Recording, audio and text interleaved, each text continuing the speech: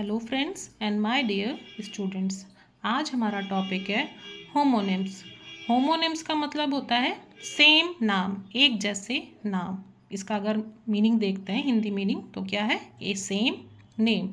अब इसके मीनिंग में लिखा है the words homonyms derived from Greek word homonymous which means having the same name. इसका मतलब है होमोनिम्स जो वर्ड है वो डिराइव्ड हुआ है ग्रीक वर्ड होमोनिमस से, जिसका मतलब है सेम नेम, यानी एक जैसे नाम। डेफिनीशन देखते हैं। इसकी डेफिनीशन है homonyms are those words that have the same spellings and pronunciation but completely different meaning.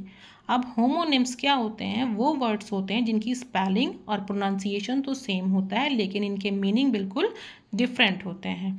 मैंने अपने सेकेंड लास्ट वीडियो में होमोफोन्स के बारे में बताया था। अगर आपको होमोफोन्स और होमोनिम्स में कुछ डिफरेंट या दोनों में क्लैरिफिकेशन करना है तो दोनों वीडियो आप देख सकते हैं। आप इसके एग्जाम्पल्स देखते हैं। मतलब इसमें होमोनिम्स कौन क्या हो गए जिनकी स्पेलिंग्स और प्रोनाउंसिएशन सेम है लेकिन इनके मीनिंग डिफरेंट होते हैं। पहला एग्जाम्पल है बेर, BEAR।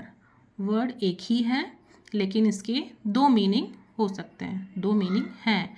यानी एक तो बेर हम लोग जनरली जानते हैं भालू, यानी एक जंगली जानवर है, और दूसरा मीनिंग इसका है बीइंग एबल टू एक्सेप्ट, यानी मानने के लिए तैयार होना या सहना। अगर हम इसका जंगली जानवर भालू यानी अ वाइल्ड एनिमल पे अगर कोई हम सेंटेंस बोलें तो हम बोल सकते हैं आई सॉ अ ब्लैक बेर। मैंने एक ब्लैक यानी काला भालू देखा, तो वहाँ पे ये नाउन की तरह यूज़ हो रहा है। और अगर इसका हम मीनिंग मानने के लिए तैयार होना या सहना के लिए अगर हम कोई सेंटेंस बनाते हैं तो हम ये बोल सकते हैं you will have to bear the pain, यानी तुमको दर्द सहना ही पड़ेगा, तुमको दर्द सहना पड़ेगा। तो यानी बेर जो है दो मीनिंग निकल रहे हैं इसके, प्रोनाउंसिएशन सेम है, स्पेलिंग सेम है, बट मीनिंग दो निकल रहे हैं। तो ये एक क्या है? होमोनिम्स। सेकेंड आते हैं राइट। राइट हम जनरली सब जानते हैं, सही, करेक्ट, ये एक एडजेक्टिव है। इसका दूसरा मीनिंग भी है द राइट साइड, ये नाउन है यानी सीधी तरफ।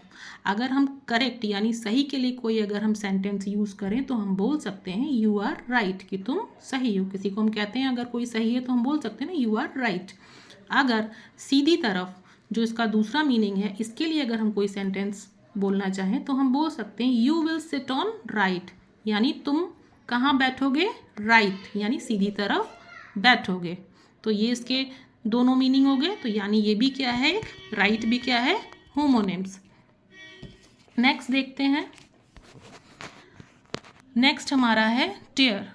टीयर क्या है? टीयर के भी दो मीनिंग है, स्पेलिंग सेम ही है, प्रोनाउंसिएशन भी सेम है, लेकिन मीनिंग दो आ जाते हैं। एक मीनिंग है आंसू और दूसरा है फाड़ना। जो आंसू है वो नाउन की तरह यूज़ होता है और जो फाड़ना है वो वर्ब की तरह यूज़ होता है। इसको इंग्लिश में जो कहते हैं, अगर इंग्लिश में देखना तो मैंने इसका भी लिख रखा है, वो आप देख सकते हैं। तो अगर हम जो इसका पहला मीनिंग है आंसू, अगर आंसू के लिए कोई अगर हम सेंटेंस बोलें तो हम बोल सकते हैं my mummy had tears in her eyes at the end of the movie. मेरी मम्मी की आंखों में आंसू थे, कब? मूवी के आखिर में, मूवी के अंत में मेरी मम्मी की आंखों में आंसू थे। तो ये वहाँ पे टीयर्स जो है नाउन की तरह यूज़ हो गया। और अगर दूसरा है फाड़ना, इसका मीनिंग है, अगर इसको हम यूज़ करते हैं किसी सेंटेंस में तो हम बोल सकते हैं the little boy will tear up everything he gets. छोटा लड़का अगर ये हर चीज़ फाड़ देगा अगर उसे मिल गई, अगर उसे मिल गई तो ये छोटा लड़का हर चीज़ को फाड़ देगा। तो यहाँ पे टीयर का मीनिंग क्या हो गया? फाड़ना, यानी हर चीज़ को डैमेज कर देना, बहुत छोटे छोटे टुकड़ों में फाड़ देना, काट देना। तो यहाँ पे टीयर भी क्या है? एक होमोनिम्स है, यानी स्पेलिंग सेम है, प्रोनाउंसिएशन सेम है, बट दो मीनिंग निकल रहे हैं। नेक्स्ट देखिए, नेक्स्ट है रिंग। रिंग के भी दो मीनिंग निकल रहे हैं। रिंग एक जगह अंगूठी की तरह भी यूज़ होता है जो हम जनरली जानते हैं, और दूसरी घंटी की आवाज़, ये भी हम लोग जानते ही हैं। अगर अंगूठी है, अगर अंगूठी को हम किसी सेंटेंस में यूज़ करना चाहें तो हम बोल सकते हैं my mother bot me a diamond ring. कि मेरी मम्मी ने मुझे एक डायमंड की रिंग दिलाई। तो यहाँ पे ये रिंग जो है नाउन की तरह यूज़ हो गया। अगर हम घंटी की आवाज़ के लिए रिंग का यूज़ कर रहे हैं तो हम वहाँ पे बोल सकते हैं did you hear the bell ring, क्या तुमने घंटी की आवाज़ सुनी। तो वहाँ पे भी हम रिंग का यूज़ करते हैं, वहाँ पे ये क्या हो जाएगा, वर्ब की तरह यूज़ होगा। तो ये रिंग भी क्या है, एक होमोनिम्स है जिसमें स्पेलिंग सेम है, प्रोनाउंसिएशन सेम है, बट डिफरेंट मीनिंग है, दो डिफरेंट मीनिंग है। अगला देखते हैं, अगला है मैच। मैच के भी दो मीनिंग है। मैच एक गेम होता है, कोई एक खेल है तो वो नाउन है, और अगर किसी का मिलान करना है या मैच करना है तो ये अलग मीनिंग है, तो ये वर्ब की तरह यूज़ होता है। जैसे अगर एक खेल की तरह अगर हम इसके लिए कोई सेंटेंस अगर यूज़ करें मैच का, एक गेम के लिए, तो हम बोल सकते हैं इंडिया वॉन द मैच, यानी इंडिया ने मैच जीता। तो वहाँ पे ये मैच नाउन की तरह यूज़ हो गया। और दूसरा इसका है मीनिंग मिलान करना। जैसे हम लोग स्कूल में पढ़ाते हैं, कुछ मिलान करने वाले सेंटेंसेस या वर्ड्स होते हैं, तो हम बच्चों से बोल सकते हैं मैच द फॉलोइंग सेंटेंसेस और वर्ड्स, या तो मैच द फॉलोइंग सेंटेंसेस, या हम ये भी बोल सकते हैं मैच द फॉलोइंग वर्ड्स। तो वहाँ पे ये मैच जो है वर्ब की तरह पे यूज़ होता है। ठीक है, तो यानी मैच भी क्या हो गया, मैच भी प्रोनाउंसिएशन सेम है, स्पेलिंग सेम है, बट दो डिफरेंट मीनिंग निकल रहे हैं। तो ये भी एक क्या है, होमोनिम्स। नेक्स्ट देखते हैं, नेक्स्ट है काइंड। काइंड मीन्स क्या होता है, एक तो दयालु होता है, ये सब जानते ही हैं, ये जनरली सभी लोग जानते हैं। और इसका सेकेंड मीनिंग है a group of people with similar characteristics, यानी एक ग्रुप जिसमें सभी के जो गुण हैं वो सेम हो। एक ऐसा ग्रुप जिसमें जितने भी लोग हैं वो सबके गुण जो हैं वो सेम हो, तो उसको भी हम काइंड बोलते हैं। तो काइंड भी स्पेलिंग एक ही है, प्रोनाउंसिएशन भी सेम है, लेकिन मीनिंग दो निकल रहे हैं अलग। जो दयालु है यानी बीइंग गुड, गॉर्जियस या हेल्पफुल, वो एडजेक्टिव की तरह यूज होता है, और a group of people with similar characteristics ये नाउन की तरह यूज़ होता है। अब अगर इसके लिए हम सेंटेंसेस को यूज़ करें, अगर काइंड यानी दयालु है, बीइंग गुड, इसके लिए अगर कोई हम सेंटेंस हो तो हम बोल सकते हैं ही इज़ वेरी काइंड, कि वो बहुत दयालु है, बोलते हैं। और अगर इसका दूसरा मीनिंग है ग्रुप में एक तरह के गुण होना सभी के, तो इसको हम ये भी बोल सकते हैं we are one of a kind, कि हम सभी लोग ग्रुप में एक ही तरह के हैं। तो ये भी दूसरा इसका सेंटेंस हो गया। तो यानी काइंड, KIND, काइंड, स्पेलिंग एक है, प्रोनाउंसिएशन सेम है, बट दो मीनिंग निकल रहे हैं। तो ये भी क्या हो गया, एक होमोनिम्स हो गया। अब नेक्स्ट हमारा है लाई। लाई मतलब समथिंग अनट्रू, यानी झूठ, और दूसरा मीनिंग इसका क्या है, टू रेस्ट, यानी लेटना। ये वर्ब की तरह है। अगर पहले वाली झूठ के लिए अगर हम कोई सेंटेंस बोलें तो हम बोल सकते हैं I think he is telling a lie. मैं सोच रहा हूँ कि वो झूठ बोल रहा है, शायद कि वो झूठ बोल रहा है। तो इसके लिए हम ये सेंटेंस बोल देते हैं ना, I think he is telling a lie. और अगर लेटना यानी टू रेस्ट, इसके लिए अगर हम कोई सेंटेंस बोलें तो he is lying on bed.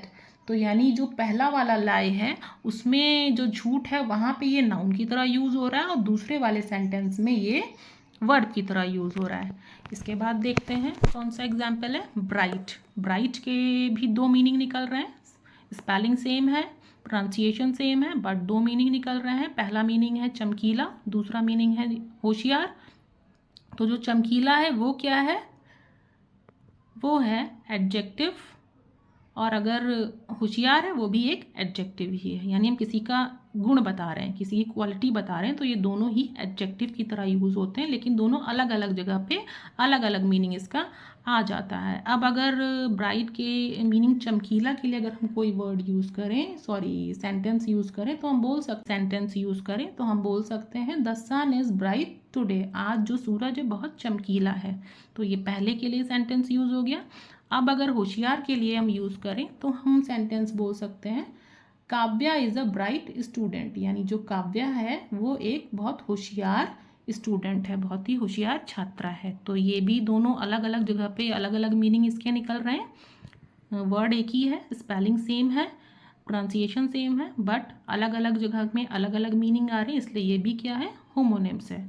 इसके बाद देखते हैं नाइन्थ नंबर है एड्रेस। एड्रेस के भी दो मीनिंग निकल रहे हैं, एक तो होता है पता और दूसरा होता है संबोधित करना। तो पता जो है वो नाउन की तरह यूज़ होता है और जो संबोधित करना है दूसरा, इसका मीनिंग ये वर्ब की तरह यूज़ होता है। अब अगर हम पता के लिए कोई सेंटेंस अगर हम बोलें तो हम बोल सकते हैं give me your address please, क्या तुम मुझे अपना एड्रेस दे सकते हो, है ना। तो एड्रेस पता, the name of the number of a building, यानी बिल्डिंग का नाम और नंबर जो भी कुछ होता है वो पता ही तो होता है। और इसका दूसरा मीनिंग है संबोधित करना, यानी टू राइट और स्पीक टू समवन।